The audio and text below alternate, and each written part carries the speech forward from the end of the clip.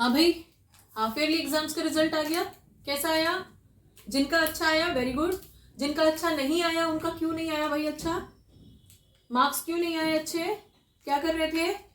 अगर तुम 80 मार्क्स के एग्जाम में अपने मार्क्स नहीं स्कोर कर पा रहे हो तो और क्या करोगे तुम? मैम मार्क्स मैटर है जी, नहीं करते। मार्क्स मैटर नहीं करते? क्यों नहीं करते? हम्म, क्यों नहीं करते मार्क्स मैटर? 80 मार्क्स के एग्जाम में तुम मार्क्स नहीं ला पा रहे हो अपने। कितने चैप्टर्स आए थे?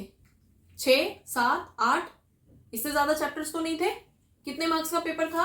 80 मार्क्स का एग्जाम था तुम्हारा। 6, 7 चैप्टर्स तुम लर्न करके, समझ के, प्रैक्टिस करके तुम 6 महीनों में एग्जाम नहीं दे पाए हो और ये मैटर नहीं करता? पूछ के देखो अपने पेरेंट्स से जो दिन रात मेहनत कर रहे हैं और तुम्हारी फीस सबमिट कर रहे हैं, स्कूल की फीस टाइम पे भर रहे हैं, ट्यूशन की फीस टाइम पे भर रहे हैं, तुम्हारे सारे शौक पूरे कर रहे हैं। उनसे पूछ के देखो मार्क्स मैटर करते हैं या नहीं करते हैं। टाइम से पहले मिल रही है ना सारी चीजें, मार्क्स मैटर नहीं करते तुम्हारे। 6 महीने से क्या कर रहे थे?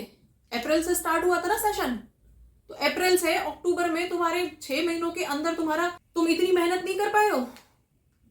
ये जो जितने भी कितने चैप्टर्स आए थे सिलेबस के अंदर, किसी भी सब्जेक्ट के अंदर 8 या 9 चैप्टर से ज्यादा चैप्टर्स तो नहीं आए ना तुम्हारे सिलेबस में। तो 6 महीने में तुम 8 चैप्टर तैयार नहीं कर पाए अपने, और अब ज्ञानी बन रहे हो कि मार्क्स मैटर नहीं करते हैं।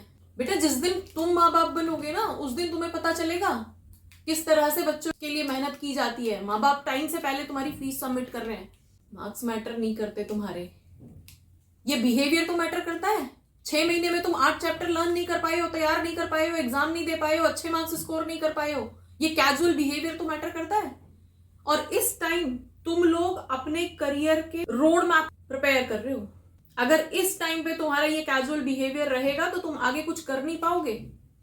ये ज्ञान जो मार्क्स मैटर नहीं करते हैं, ये सब कुछ नहीं होता है बेटा। ये बिहेवियर तो मैटर करता है जो तुम्हारा है, ये कैजुअल बिहेवियर। अगर ऐसा बिहेवियर करोगे, अगर तुम 6 महीने में 8 चैप्टर तैयार करके अपने एग्जाम नहीं दे पाए हो, एग्जाम में अच्छा स्कोर नहीं कर पाए हो, तो आगे क्या कर लोगे तुम इस बिहेवियर के साथ? ये बिहेवियर तो मैटर करता है, मार्क्स मैटर नहीं करते।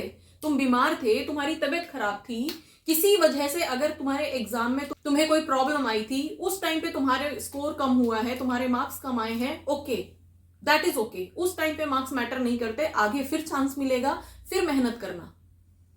लेकिन अगर तुम ठीक थे और अननेसेसरी इधर उधर चीजों में अपना टाइम वेस्ट कर रहे थे और 6 महीने में तुम अपने 8 चैप्टर प्रिपेयर नहीं कर पाए हो, तो मार्क्स क्यों नहीं मैटर करते बेटा?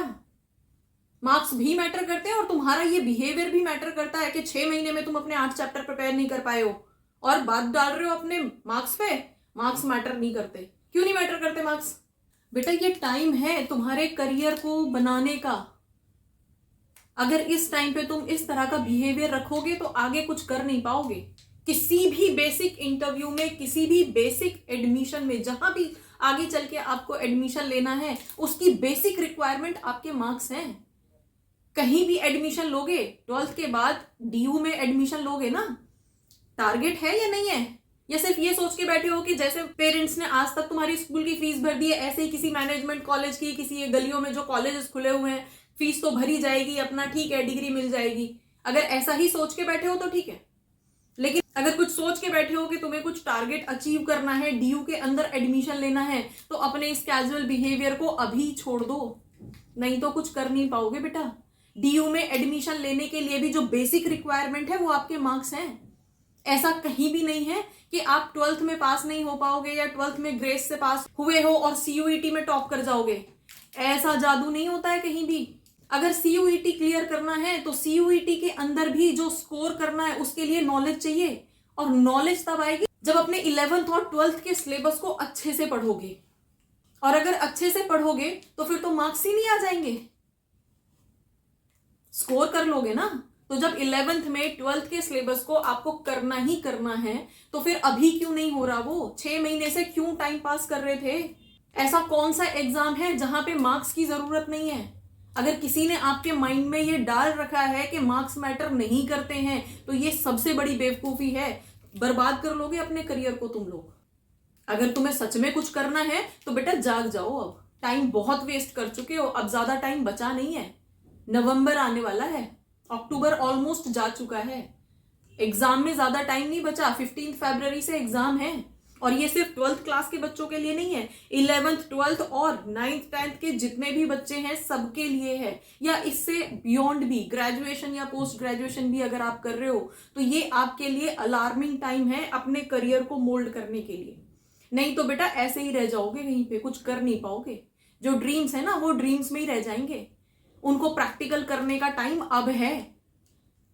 खड़े हो जाओ, तैयारी करो। एग्जाम में अगर कुछ रियली कुछ अचीव करना चाहते हो तो अपने सिलेबस को बहुत अच्छे से, बहुत डिटेल में पढ़ो। और उसके लिए सबसे पहली रिक्वायरमेंट है कि इस एग्जाम के अंदर जो ये 80 मार्क्स के, 100 मार्क्स के एग्जाम हो रहे हैं, हाफ ईयरली और फाइनल्स जितने भी हो रहे हैं, इनको अच्छे से सीरियसली अटेम्प्ट करो, अच्छा स्कोर करके दिखाओ। तब जाके आप कह पाओगे कि आगे चल के आप कुछ कर सकते हो या नहीं। CUET ऐसे ही नहीं हो जाएगा, कुछ करना पड़ेगा बेटा।